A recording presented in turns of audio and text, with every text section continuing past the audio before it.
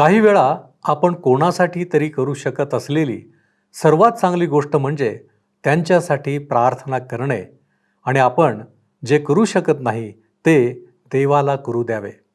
काय आपण कधीतरी असे करता? उपासना उपासना उपासना उपासना प्रभुजी करो उपासना प्रभुजी करो उपासना उपासना उपासना उपासना उपासना. आम्हावर प्रीती करणाऱ्या आमच्या जिवंत परमेश्वराच्या पवित्र नावात आपणास सलाम. उपासना कार्यक्रमामध्ये आपले स्वागत आहे. प्रियानो, संकटे तर सर्वांनाच येतात, परंतु संकटात आम्हाला आवश्यकता असते की योग्य मदत आम्हाला मिळावी आणि आलेले संकट टळले जावे.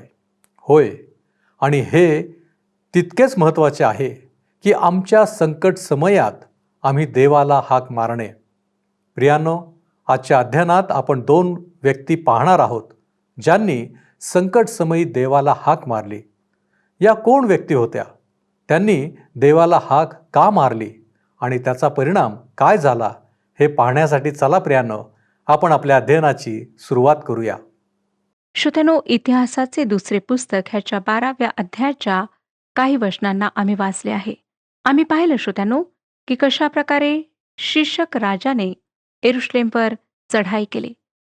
त्याने परमेश्वराचा अपराध केला. 1200 रथ व 60,000 स्वार घेऊन त्याने यरुशलेमवर स्वारी केली. मिस्रातून त्याच्याबरोबर लुबी, सुक्की व कुशी हे लोक आलेत. ते असंख्य होते. यहुदाची तटबंदी नगरी घेत घेत तो यरुशलेमपर्यंत आला. तेव्हा राहाबाम व यहुदाचे सरदार शिशकाच्या भीतीने यरुशलेमेत एकत्र मिळाले असता त्याचकडे शमाया संदेष्टा येऊन म्हणाला, परमेश्वर म्हणतो, तुम्ही मला सोडिले म्हणून मीही तुम्हाला सोडून तुम्हा शिशकाच्या हाती दिले आहे. तेव्हा इस्रायलाचे सरदार व राजा हे दीन झाले व म्हणू लागले की परमेश्वर न्यायी आहे. ते दीन झाले आहेत असे परमेश्वराने पाहिले. तेव्हा परमेश्वराचे वचन शमायास प्राप्त झाली की ते दीन झाले आहेत यास्तव मी त्यांचा नाश करणार नाही. मी लवकरच त्यांचा बचाव करीन. माझ्या क्रोधाचा वर्षाव शिशकाच्या हस्ते मी यरुशलेमवर करणार नाही. श्रोत्यानो, देवाच्या कृपेचा वेळोवेळी अनुभव घेतल्यावरही जर कोणी जाणून बुजून त्याच्या विरुद्ध पाप करेल तर परमेश्वर आपला न्याय प्रगट करतो, कारण तो न्यायी परमेश्वर आहे. तो शिक्षा केल्या वाचून राहत नाही. देवाच्या नियमशास्त्राचा अव्हेर करण्याच्या पातकाची शिक्षा म्हणजे देवाचे संरक्षणाचे कवच आमच्यापासून दूर होणे होय. एकदा ते संरक्षणात्मक कवच दूर झाले की कोणत्याही संकटाला आम्ही सहज बळी पडू शकतो. देवाचे संरक्षणाचे कवच आमची गरज आहे, पण त्यासाठी देवाच्या वचनात आम्ही राहावे ही अट आहे. देवाच्या वचनात राहणाऱ्याविषयी स्तोत्रकर्ता स्तोत्रसंहिता 91 अध्याय आणि 1 वचनात म्हणतो, जो परात्पराच्या गुप्तस्थळी बसतो तो सर्व समर्थाच्या सावलीत राहील. राहाबामाने ते संरक्षणाचे कवच नाकारले होते व तो आता अतिशय कठोर अशा संकटाला तोंड देत आहे. 9 ते 11 वचने पुढे सांगतात, मिसर देशाचा राजा शिशक याने यरुशलेमवर स्वारी केली. त्याने परमेश्वराच्या मंदिरातील व राजवाड्यातील सर्व भांडार लुटून नेले. शल्मोन राजाने ज्या सोन्याच्या ढाली केल्या होत्या त्याही त्याने नेल्या. राबाम राजाने त्यांच्या ऐवजी पितळेच्या ढाली बनविल्या आणि राजाच्या स्वारीपुढे धावणारे जे राजवाड्याची रखवाली करीत असत त्यांच्या स्वाधीन त्या केल्या. राजा परमेश्वराच्या मंदिरात जात असे तेव्हा हे धावणारे त्या ढाली घेऊन पुढे चालत आणि मग त्या आपल्या चौकीत आणून ठेवीत. आपल्या लक्षात आले असेल श्रोत्यानो की दाविदाने या मोठ्या ढाली आणल्या होत्या व शल्मोनाने त्या मंदिरात आणून ठेवल्या. त्यानंतर त्या लूट म्हणून तेथून काढून नेण्यात आल्या. आता त्यांच्या जागी राहाबामाने हलक्या दर्जाच्या ढाली आणून ठेवल्या. त्या सोन्याच्या ढालीऐवजी तेथे आता पितळी ढाली ठेवण्यात आल्या. त्यांच्या पापामुळे देवाचे शासन अशा प्रकारे त्यांना प्राप्त झाले. हा अनुभव राहाबामाला नम्र करणारा होता. तो शल्मोनाच्या कारकिर्दीतल्या वैभवामध्ये वाढला होता. व त्या काळातला देवाचा आशीर्वादही त्याने अनुभवला होता.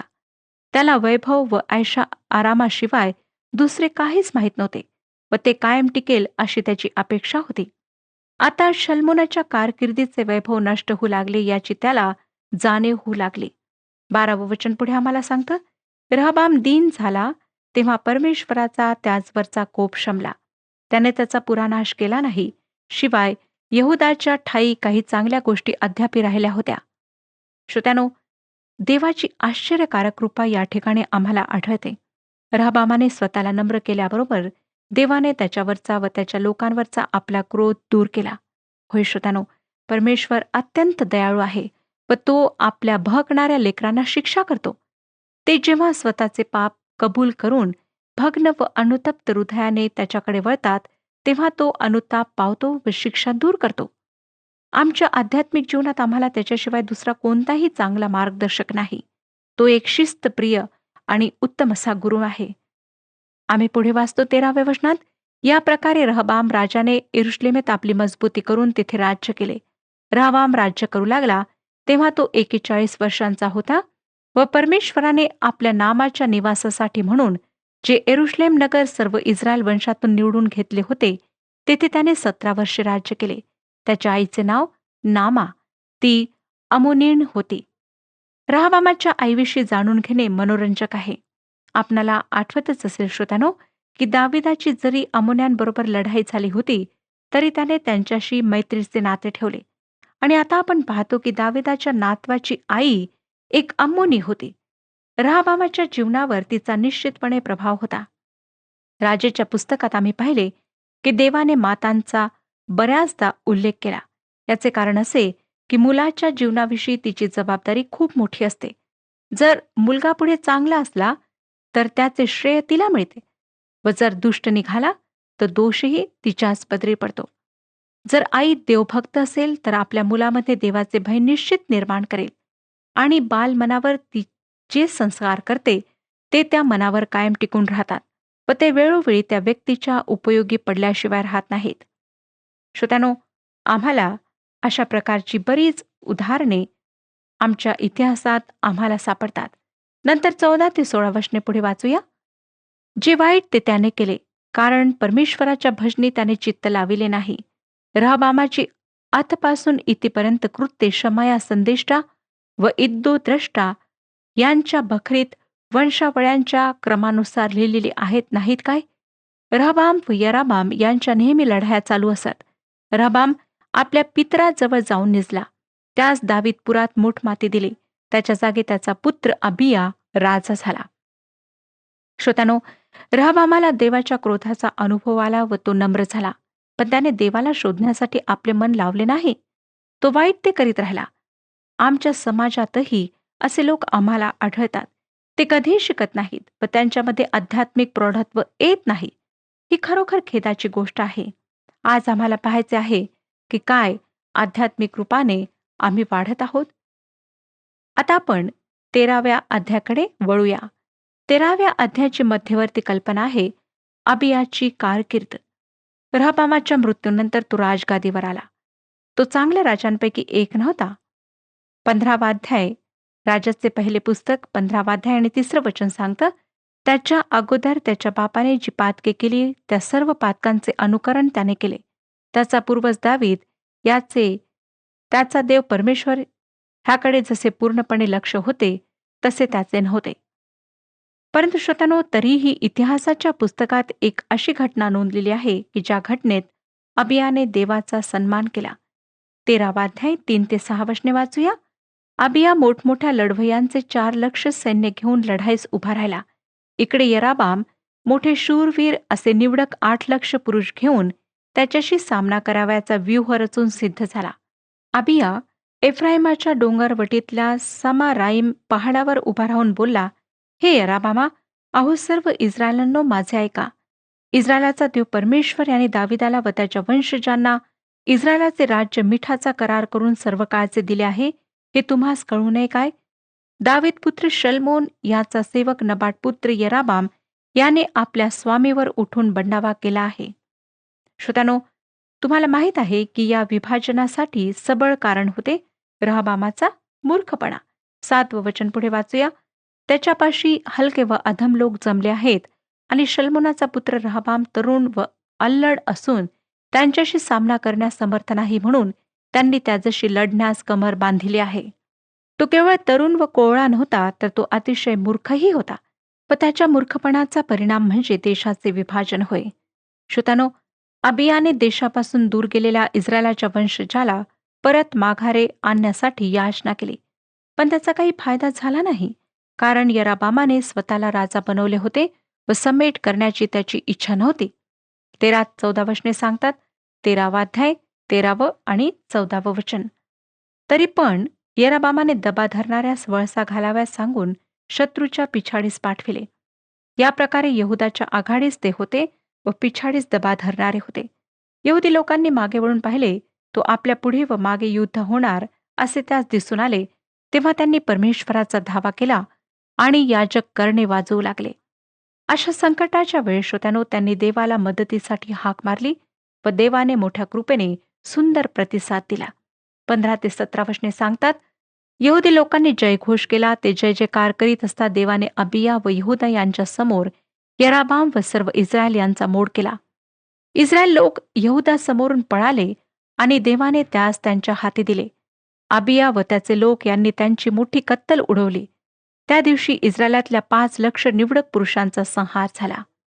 श्रोत्यानो, परमेश्वराने संकटसमयी त्याला उत्तर दिले.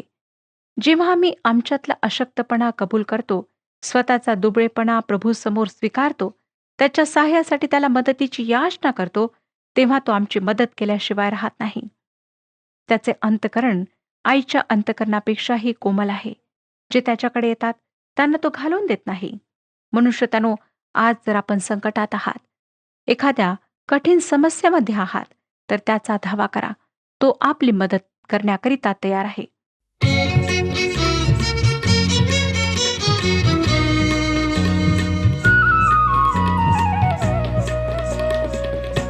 सुंदर देऊळ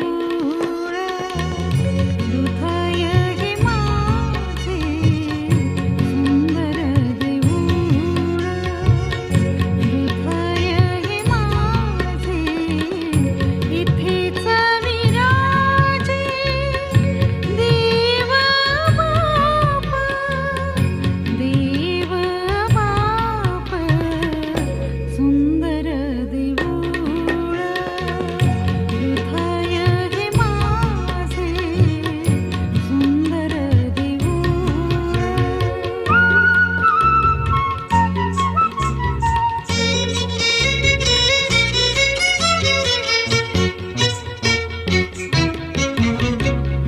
समक्षता त्याची राखी शुद्ध ह्याला, समक्षता त्याची राखी शुद्ध ह्याला, सदा शुद्धाला दूर ठेवी, दूर ठेवी, सुंदर देऊळ हृदय हे माझे, सुंदर देऊळ.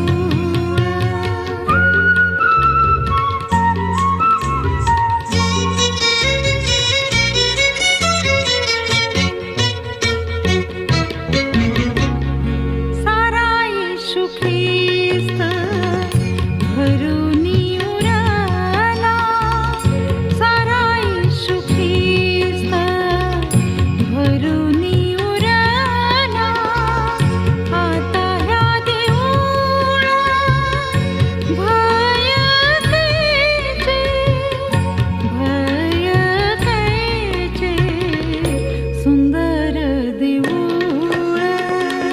हृदय हे माझे, इथेच विराजे देव बाप, देव बाप, सुंदर देऊळ हृदय हे माझे, सुंदर देऊळ. आता आपण 19 आणि 20 वचने वाचूया. अबियाने येराबामाचा पाठलाग करून बेथेल यशाना व एफ्राम ही नगरे त्यांच्या आसपासच्या गावासहित काबीज केली. अबियाच्या कारकिर्दीत येराबाम पुन्हा काही सावरला नाही. परमेश्वराने त्यास ताडण केल्यामुळे तो मृत्यू पावला. राष्ट्राचे विभाजन केल्यामुळे येराबामाला अशी शिक्षा झाली. 21 आणि 22 वचने. अबिया प्रबळ झाला, त्याने 14 बायका केल्या आणि त्यास 22 पुत्र व 16 कन्या झाल्या. अबियाची वरकड कृत्ये, त्याची चाल चढणूक व त्याची वचने ही संदेष्टा इद्दो याच्या बखरीच्या पुस्तकात लिहिलेली आहेत. श्रोत्यानो, अबिया थोर राजा नव्हता, पण त्याच्यानंतर राजगादीवर बसणारा त्याचा मुलगा मोठे धर्मसंजीवन आणणार होता. या ठिकाणी देवाला सन्मान देणारी एकच घटना अबियाच्या जीवनात आम्हाला दिसते. त्याने संकट समयी देवाला हाक मारली. देवाने त्याला मोठ्या करुणेने उत्तर दिले. श्रोत्यानो, प्रभू येशू ख्रिस्ताचा पिता, सेनाधीश देव, आमचा जिवंत व खरा परमेश्वर याकडे आम्ही ख्रिस्ताच्या नावात येतो, तर तो आम्हाला त्याच्या चांगुलपणाचा अनुभव दिल्याशिवाय राहत नाही. आता आपण पुढच्या अध्यायात यहुदाचा राजा अबियाचा मुलगा आसा ह्याची कारकीर्द पाहणार आहोत. त्याच्याच काळात देशातले पहिले धर्मसंजीवन आले. देवाने या पुस्तकात आम्हाला धर्मसंजीवनाचे धडे दिले आहेत असे मला वाटते. संजीवनाचा मार्ग अवघड, खडकाळ व चढण असलेला असा आहे.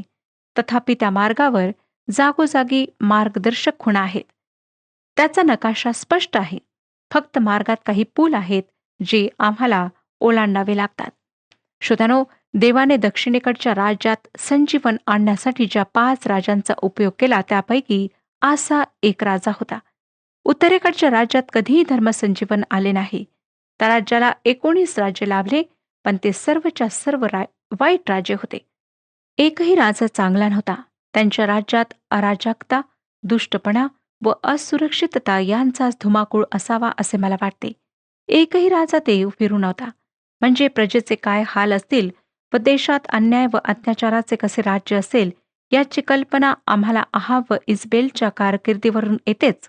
मला वाटते की त्या राज्यामध्ये यहोवा देवाला स्मरणारे कोणी याजक सुरुवातीपासूनच राहिले नव्हते व त्यांच्या पहिल्या राजाने येराबामाने मूर्तीपूजेची देशात स्थापना केली.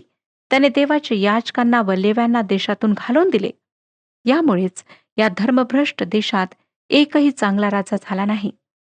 अहाबाच्या काळात देवाचा एलियासारख्या सामर्थ्यशाली सेवक असूनही अहाबाने व इजबेलीने आपले दुष्ट मार्ग सोडले नाहीत. देवाला सोडण्याचा परिणाम म्हणजे या उत्तरेकडच्या राज्याला बंदिवासात जावे लागले. दक्षिणेकडच्या राजानेही शेवटी तोच मार्ग अनुसरला. परंतु श्रोत्यानो, त्यांच्याकडे झालेल्या 20 राजांपैकी 10 राजे चांगले होते व त्यापैकी 5 राजे असामान्य होते. ही खरोखर जमेची बाजू आहे. या 5 असामान्य राजांची नावे अशी: आसा, यहोशाफाट, योवाश, हिजकिया आणि योशिया. त्यांच्या कारकिर्दीत सुधारणा झाल्या आणि ह्या सुधारणा संजीवनाच्या काळातून निर्माण झाल्या. या सर्व राजांमध्ये काही स्पष्ट असे फरक सोडले तर खूप साधर्म्य सारखेपणा आम्हाला आढळतो. वाचूया श्रोत्यानो, 14वा अध्याय, 1 वचन. अबिया हा आपल्या पितरांजवळ जाऊन निजला. त्यांनी त्यास दावीदपुरात पुरिले आणि त्याचा पुत्र आसा हा त्याच्या जागी राजा झाला. त्याच्या कारकिर्दीत देशात 10 वर्षे स्वास्थ होते. राजांपैकी आसा पहिला असा राजा होता की त्याच्या काळात धर्मसंजीवन आले. शल्मोन त्याचा पंजा होता. राबाम त्याचा आजोबा व अबिया अर्थातच त्याचा पिता होता. 2 ते 4 वचने पुढे सांगतात, आसाने आपला देव परमेश्वर याच्या दृष्टीने जे चांगले व नीट ते केले. त्याने अन्य देवाच्या वेद्या व उच्च स्थाने काढून टाकली. मूर्तिस्तंभ मोडिले व आशेरा मूर्ती भंगिल्या. यहुदी लोकांनी आपल्या पूर्वजांचा देव परमेश्वर याच्या चरणी लागावे आणि नियमशास्त्र व आज्ञा यांचे पालन करावे अशी त्याने त्यास आज्ञा केली. श्रोत्यानो, या ठिकाणी या माणसाचे चारित्र्य दिसून येते. त्याने आपल्या सत्तेचा, सामर्थ्याचा व अधिकाराचा उपयोग योग्य कारणासाठी केला. त्याने देशातली मूर्तीपूजा समूळ नष्ट केली. आज आमच्यापैकीही कितीतरी असे लोक आहेत ज्यांच्याजवळ देवाने दिलेला अधिकार व सत्ता आहे, पण त्याचा उपयोग देवाच्या गौरवासाठी करणारे किती कमी लोक आहेत. बहुतेक लोक देवाच्या गौरवासाठी स्वतःच्या सत्तेचा व अधिकाराचा उपयोग करीत नाहीत, कारण त्यांना खऱ्या देवाची ओळख अजून पटलेली नाही. ओळख पटली असली तरी देवाच्या सामर्थ्याविषयी त्यांना योग्य तो भरोसा वाटत नाही, कारण देवाचा सेवक दानिएल म्हणतो त्याप्रमाणे जे आपल्या देवाला ओळखतात ते महत्कृत्य करतात. श्रोत्यानो, जे पद, जो अधिकार व जे सर्व काही देवाने आम्हाला दिले आहे, त्याचा जर आम्ही देवाच्या गौरवासाठी उपयोग करीत नाही, तर ते सर्व निरुपयोगी आहे.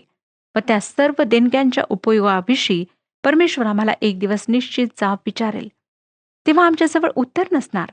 आसाने आपल्या अधिकाराचा योग्य तो उपयोग केला व त्याने धर्मसंजीवनाचा दरवाजा मोकळा केला.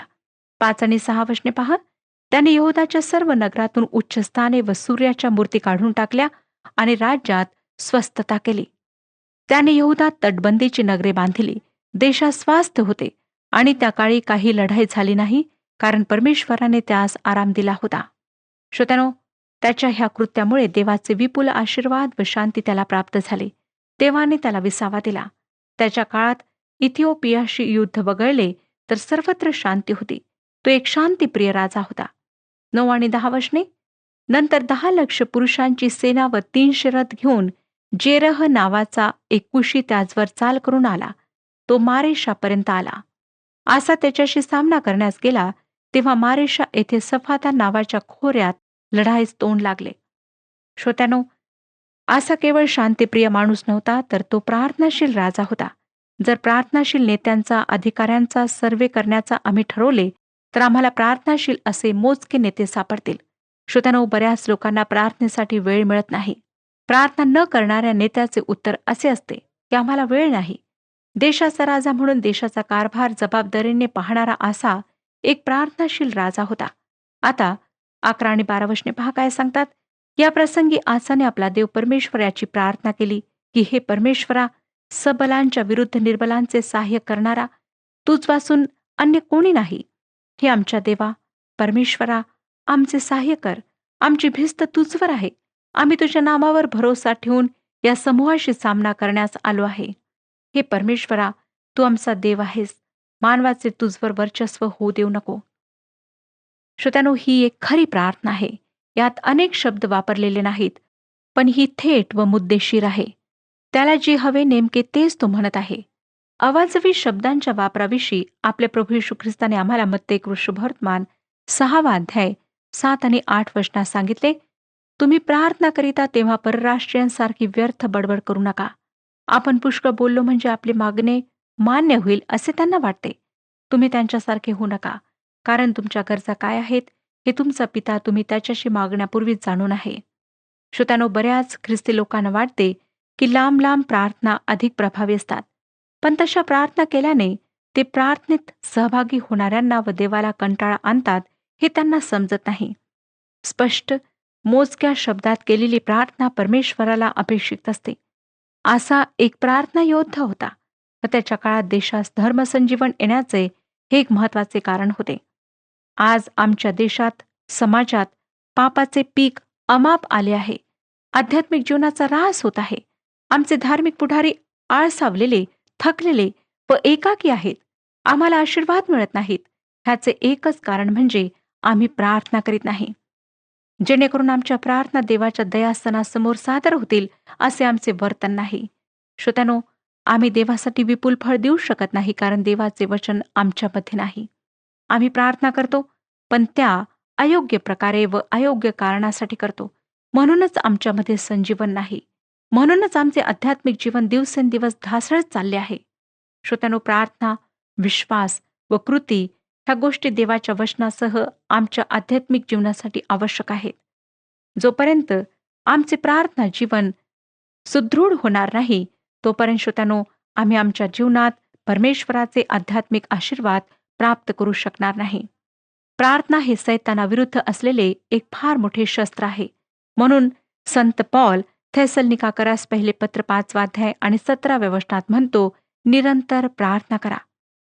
सैतानाने आम्हाला विश्वासापासून भडकवू नये यासाठी प्रभू येशू ख्रिस्ताने आम्हाला लूक शुभवर्तमान 21 अध्याय आणि 36 वचनात सांगितले, तुम्ही तर होणाऱ्या ह्या सर्व गोष्टी चुकवावयास व मनुष्याच्या पुत्रासमोर उभे राहावयास समर्थ व्हावे म्हणून सर्व प्रसंगी प्रार्थना करीत जागृत राहा.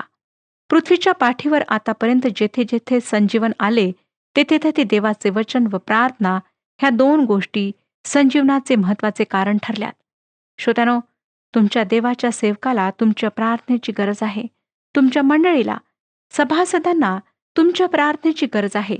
देशाचे प्रधानमंत्री, राष्ट्रपती, इतर दुसरे मंत्री ह्यांना आमच्या प्रार्थनांची गरज आहे. आपणाला आठवत असेल की इस्रायली लोक अमालेकी लोकांशी लढत असताना मोशेला देवाची काठी हातात घेऊन हात वर करावा लागला. जेव्हा जेव्हा थकल्यामुळे मोशेचा हात खाली येई तेव्हा अमालिकांचा विजय होई. शेवटी अहरोन व हूर ह्यांनी मोशेचा हात वर राहण्यासाठी आपल्या हातांनी टेका दिला. तेव्हा इस्रायली लोक अमालेक्यांवर विजय मिळू शकले. श्रोत्यानो, तुमच्या धार्मिक पुढाऱ्यांना तुमच्या प्रार्थनांची गरज आहे.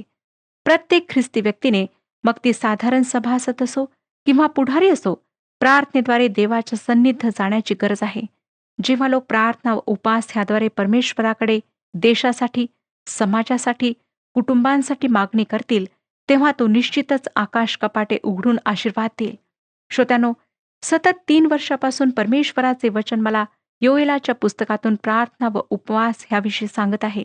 जर तुम्हाला खरोखर स्वतःच्या देशाची, समाजाची, कुटुंबाची काळजी वाटत असेल, तर माझा विश्वास आहे की परमेश्वर आज सुद्धा तुमच्याशी ह्या वचनातून बोलेल.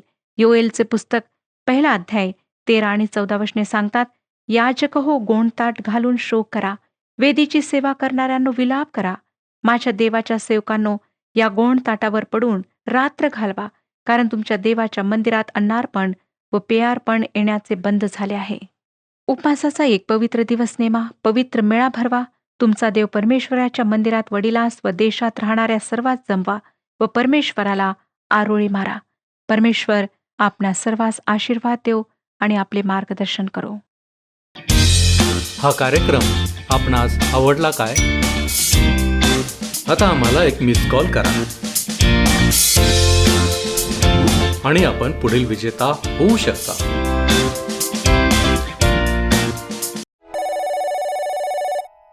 प्रियांनो, आपण प्रार्थनेच्या द्वारे देवाला हाक मारू शकतो. आपला देव नेहमीच आम्हाला सहाय्य करण्यास तयार आहे. फक्त त्याची इच्छा असते की आम्ही लीन आणि नम्र असावे. आज आम्हाला प्रार्थनेचे महत्त्व समजले आहे. काय आम्ही इतरांसाठी प्रार्थना करणार आहोत? प्रार्थनेची गरज कोणाला आहे याकडे लक्ष देणार आहोत. लक्षात घ्या की आमची मध्यस्थी ही आम्हाला पण आशीर्वादित करणारी असेल. मग आपण आपल्या कुटुंबासाठी, मंडळीसाठी, समाजासाठी, राजकीय पुढाऱ्यांसाठी प्रार्थना करणार ना? आपण प्रार्थना करू. आमच्यावरती प्रीती करणाऱ्या आमच्या प्रेमळ परमेश्वरा, पुन्हा एक वार आम्ही तुझ्या चरणांपाशी आलेलो आहोत. तुझं वचन आम्हाला शिकवतं की निरंतर प्रार्थना करा. होय प्रभूजी, आम्हाला प्रार्थनेचं महत्त्व समजून आलेलं आहे. आणि म्हणूनच प्रभू परमेश्वर दे बाप्पा, आमच्या दैनंदिन जीवनामध्ये आमच्या स्वतःसाठी, आमच्या कुटुंबासाठी, इतरांसाठी देखील आम्ही प्रार्थना करावी या उद्देशानं आम्ही तुझ्या चरणांपाशी आलेलो आहोत. प्रभू परमेश्वर दे बाप्पा, हे तुझं मार्गदर्शन आम्हा प्रत्येकासाठी आशीर्वादित असं कर. आणि बापा, आमचं जीवन त्याच्याद्वारे बदलून जाऊ दे. आम्हाला आमच्या जीवनामध्ये हा अनुभव येऊ दे की आम्ही विनंती करतो, प्रार्थना करतो, त्यावेळेस तू ऐकतोस. होय प्रभू परमेश्वरा, तुझी कृपा आणि तुझी प्रीती आमच्यासाठी नेहमीच तू विपुलतेने देणारा देव आहेस.